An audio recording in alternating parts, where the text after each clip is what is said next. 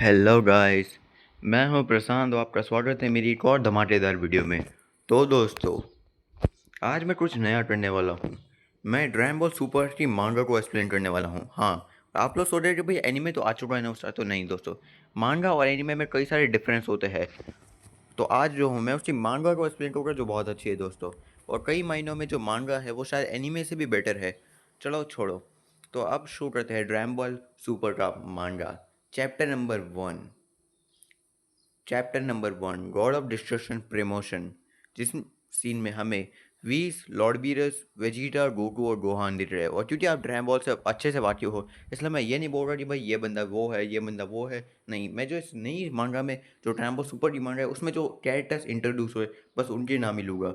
जो पहले की ड्रैगन बॉल जी और ड्रैगन बॉल की जो मांगास है उनकी कैरेक्टर्स को तो आप अच्छे से जानते हैं, प्लस आपने एनीमे भी देख लिया। तो चलो शुरू करते हैं चैप्टर 1। तो कहानी की शुरुआत में हमें एक फ्लैशबैक दिखाया जाता है जहाँ पे जो गोकू वगैरह होते हैं वो किडबू से लड़ रहे होते हैं। जहाँ वेजिटा किडबू से पिट रहा है, गोकू स्पिरिट बॉम्ब बना रहा है और मिस्टर सेटन पत्थर के पीछे डरे हुए होते हैं।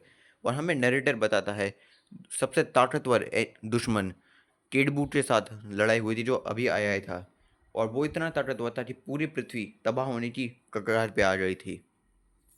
पर मिस्टर सेटन का शुक्रिया कि उनकी मदद से पृथ्वी के हर एक जिंदा इंसान ने अपनी ताकत जमा रही सुपर स्पिरिट बॉम्ब बनाने में।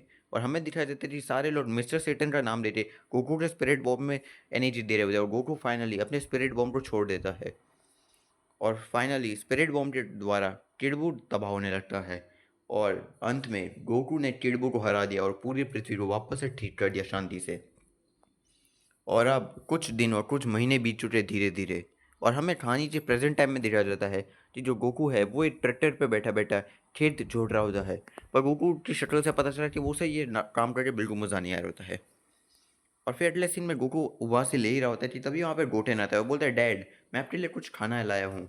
और तब गोकू बोलता है ओ गोटेन, तुम्हें स्कूल नहीं जाना अभी? तो यहाँ पे गोटेन बोलता है आज संडे है डैड। और तब गोकू बोलता है मैं ब्रेक का इस्तेमाल करना चाहता हूँ, अगर तुम्हें कोई प्रॉब्लम नहीं है ऐसे कुछ पल के लिए चलाना जब तक मैं खा रहा हूँ। और तब गोटेन बोलता है ठीक है। और तब गोकू जो है अपना वही 56 भोग खाने लगता है दबा के। और वहीं दूसरी बार जो गोटेन जो है वो जो इतना छोटा बच्चा है फिर भी वो ट्रैक्टर चालू कर रहा होता है। और फाइनली गोकू ने अपना खाना खा लिया होता है और वो खुश होते हुए बोलता है कितना अच्छा था, मेरा पेट भर गया, अब चलो हो जाए। और अगले सीन में गोकू सुपर सैयन 1 में ट्रांसफॉर्म हो जाता है। और गोकू सुपर सैयन 1 बनने के बाद अगले सीन में हमें दिखाया जाता है कि जो गोटेन है वो सोचता है भाई ये डैड क्या कर रहे हैं। और अगले सीन में गोकू अपनी आंखें बंद कर लेता है और अपने दिमाग के अंदर वो ये सोच रहा होता है कि फ्रीजा उसके पीछे अटैक कर रहा है। और गोकू फ्रीजा से लड़ने के लिए तैयार हो जाता है दिमाग के अंदर। और जैसे ही फ्रीजा आता है गोकू उसके अटैक को रोक लेता है और उसे जोरदार पंच मारता है जिस पंच से फ्रीजा जो दिमाग के अंदर बना हुआ था वो तबाह हो जाता है। और अगले सीन में गोकू के पीछे सेल आ जाता है जो एक अटैक बना रहा होता है, पर तभी गोकू उसके अटैक को रोक लेता है और जोरदार अटैक करता है। और अगले सीन में हमें दिखाया जाता है कि रियल वर्ल्ड के अंदर गोकू अपनी आंखें बंद करके हवा में हमले कर रहा होता है। और से ऐसे हमला करते हुए देख गोटेन सोच रहा होता है कि ये डेड कर दिया रहा है इधर। और तब गोकू अपने एक जोरदार पंच से दिमाग के अंदर वाले सर को तबाह कर देता है पूरी तरह से। और अगले सीन में वहाँ पे किडबू आ जाता है जो गोकू का सबसे भयानक विरोधी था। और तब गोकू लड़ाई के लिए तैयार होकर फाइटिंग स्टैंस बनाता है और किडबू की ओर लड़ने के लिए और चला जाता है। और उससे पहले अगले सीन में हमें देखते कि गोकू चौंक जाता है और वो रियल वर्ल्ड में देखता है कि जो गोटन है उसने ट्रैक्टर ठीक से चला नहीं पाया और वो गिरा होता है अभी एक खाई पे। और तब गोकू जो है सही टाइम पे इंस्टेंट ट्रांसमिशन का यूज करके गोटेन और ट्रैक्टर को बचा लेता है गिरने से। और तब गोकू बोलता है गोटेन, अगर तुम ध्यान नहीं रखोगे चलाते टाइम तो मैं अपनी ट्रेनिंग में फोकस नहीं कर पाऊंगा। और तब गोटेन बोलता है आप ट्रेनिंग कर रहे थे क्या डैड? और तब गोकू बोलता है हाँ, मैं नहीं जानता कि शायद एक किड माजिन बू जितना ताकतवर विरोधी वापस आ जाए, इसके लिए मैं पहले से खुद को तैयार रह रहा हूँ इस ट्रेनिंग करके खुद को। और तब गोटेन समझ जाता है। और तब गोकू आराम से उस ट्रैक्टर को ज़मीन पर रख देता है और ट्रैक्टर अब थोड़ा टूटा फूटा लग रहा होता है मुझे तो। और फिर गोकू बोलते हैं वैसे सब बताओ तो मैं यहाँ पे काम नहीं करना चाहता, मुझे तो अभी टिंकाई के प्लांट में ट्रेन करने जाना है। पर चीची जो है वो मुझे बोल रही कि मैं कोई अच्छी नौकरी ढूंढूं। और तब गोटेन हंसते हुए बोलता है कई बार मुझे लगता है डैड कि मोमी दुनिया की सबसे ताकतवर इंसान है। और तब गोकू इस बात पे हंसता है। और तब गोटेन बोलता है और वैसे भी देख के लग रहा है कि अब दादाजी भी अब दिवाला हो चुके हैं। और तब गोटेन बोलता है कि मॉम बोल रही थी कि अगर वो आपकी जगह होती तो वो एक बहुत अच्छी नौकरी ढूंढती जैसे मिस्टर सेटन ने ढूंढी है। और तब गोकू बोलता है हाँ, मुझे ऐसी जॉब पसंद है जहाँ मैं जब चाहे तब रुक के ट्रेनिंग कर सकता हूँ। और तब आसमान में एक उड़ती हुई गाड़ी दिखाई जाती है, जिस गाड़ी के अंदर मिस्टर सेटन बैठे होते हैं और गोकू और गोटेन ऊपर देखे होते हैं। और तब मिस्टर सेटन बाहर निकलते हैं और बोलते हैं, हे गोकू। और तब गोकू बोलता है, शैतान का नाम लिया, क्या ये मिस्टर सेटन तो नहीं है? और फिर हमें काफ़ी दूर एक ब्रह्मांड के एक अलग ग्रह में दिखाया जाता है, जिस ग्रह पे पर्पल रंग के बिल्ली जैसे इंसान बैठे हुए थे, जो कुछ खाने को दे रहे थे। पर देख के लग रहा था कि उन्हें ज़्यादा इंटरेस्ट नहीं उस खाने पे। और कुछ कीड़े जैसे एलियन स्पीशीज जो रह रहे थे, वो उस आदमी के लिए बहुत सा भोजन ले आ रहे थे डर के मारे। और तब वो आदमी जो था पर्पल रंग का, जिसका नाम है दोस्तों लॉर्ड बीरस, वो उबास ये ले रहे होते जैसे उसे कुछ पड़ी नहीं है, और उसके बाजू में उसका से सस खड़ा होता है, आज बहुत अच्छे सा। और तब वो आदमी जो वहाँ पे राजा था लगभग, वो बोलता है, कम ऑन जल्दी उनके लिए खाना लाओ यहाँ पे। और तब दो वेटर्स उनके लिए खाना लेके आते हैं। और तब वो आदमी पर्पल रंग के जो सस है लॉर्ड बीरस, वो उस खाने को ध्यान से देते हैं। और तब वो आदमी जो होता है उस ग्रह का, वो बोलता है, प्लीज़ लॉर्ड बीरस खाइए, आप संतुष्ट हो जाइए, ये मील्स हमारे यहाँ के सबसे अच्छे शेफ्स ने बनाए जो इस ग्रह के हैं। और तब लॉर्ड बीरस उस खाने को ध्यान से देते वो बोलता है, चलो देते हैं। और वो अगले सीन में उसे खा जाते हैं और गटक गटक के इसे चबाने लगते हैं। और तब वो लोग थोड़े परेशान और थोड़ी सी ईवल स्मेल दे रहे होते हैं।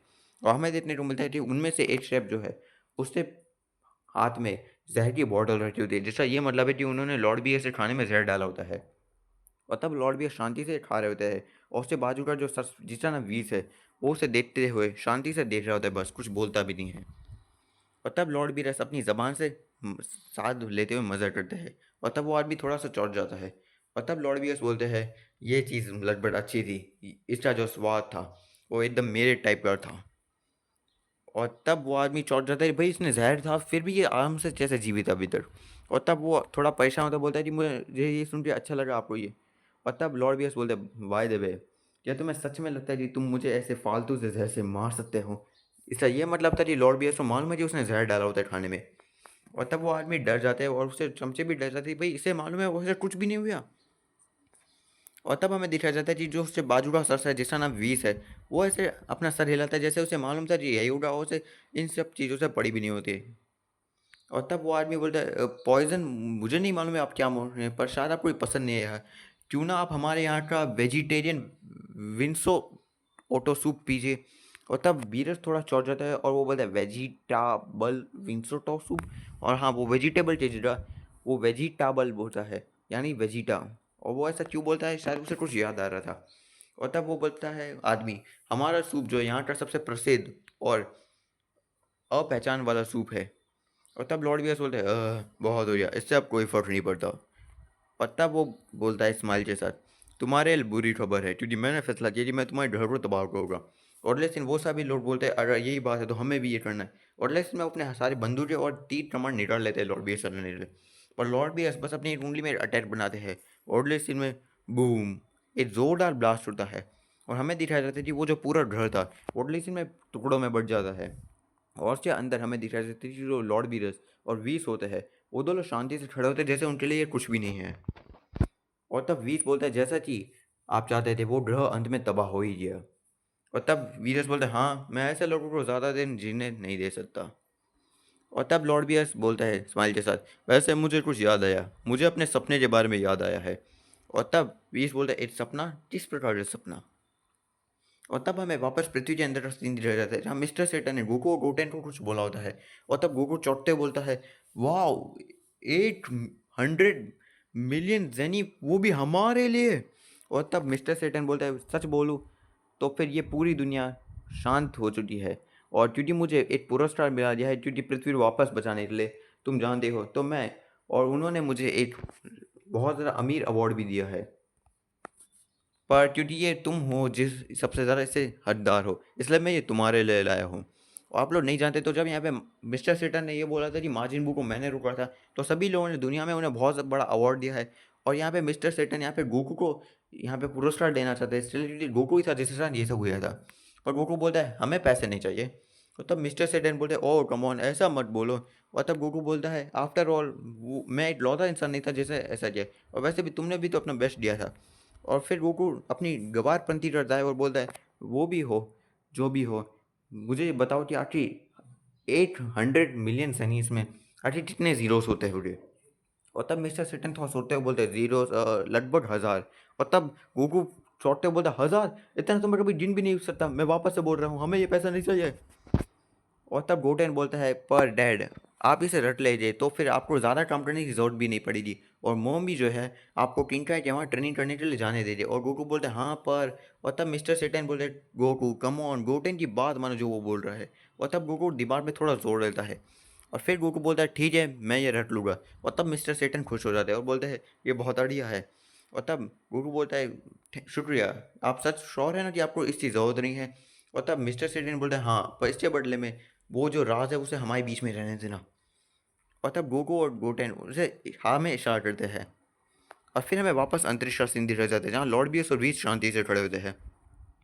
और तब वीस बोलते हैं तो आप कहना चाहते हैं कि आपको जो प्रीमोनिटरी ड्रीम आया था वो आपको याद आ गया है।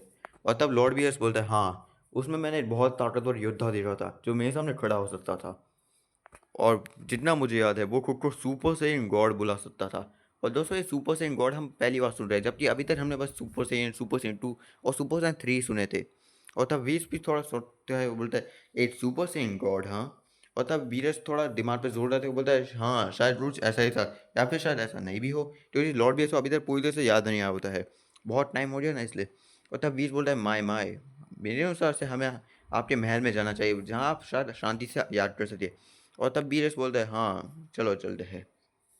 और फिर हमें सुप्रीम ड्राइव का प्लेनेट दिखाया जाता है जहाँ पे जो टिबेटर ड्राइव और वर्ल्ड का यह सब महसूस रहे थे। और तब टिबेटर ड्राइव चौटते बोलते हैं हमारे पूर्वजों की एक ग्रह गायब हो चुकी है। और तब ओल्ड का परेशान होते बोलते हैं ये मुझे बहुत बुरी फीलिंग आ रही है इस सब के लिए। और हमें एंडिंग में दिखाया जाता है कि जो मिस्टर सेटन है से है वो वेजिटेरियन लिए भी पुरस्कार लेके जाते हैं पैसे। और वो बोलते हैं कि मैं तुम्हारे लिए तोहफा लाया जो तुमने पता भी वेजिटा डायरेक्ट मुंह पे खाना खाते हुए बोलता है हमें नहीं चाहिए हमारे पास बहुत है। और वेजिटा इसलिए बोल रहा है क्योंकि भाई वेजिटा की पत्नी तो बुलमा है जो बहुत बड़ी अमीर है, तो वेजिटा को इन सबसे कोई लेना देना है नहीं। तो दोस्तों आज का चैप्टर यहीं खत्म होता है, चैप्टर 1 यहीं खत्म होता है, फिर मिलते हैं चैप्टर 2 में। और आप बताइए आपको ये वीडियो कैसा लगा, लाइक शेयर सब्सक्राइब करना मत भूलना। और हाँ, मैं सोच रहा हूँ कि अब मैं ड्रैगन बॉल की हर एक मांगा को एक्सप्लेन करूँ ताकि अच्छा रहेगा, कॉमिक्स और मांगा को एक साथ एक्सप्लेन करूँ। और फिर मिलते हैं किसी और वीडियो में। Bye bye.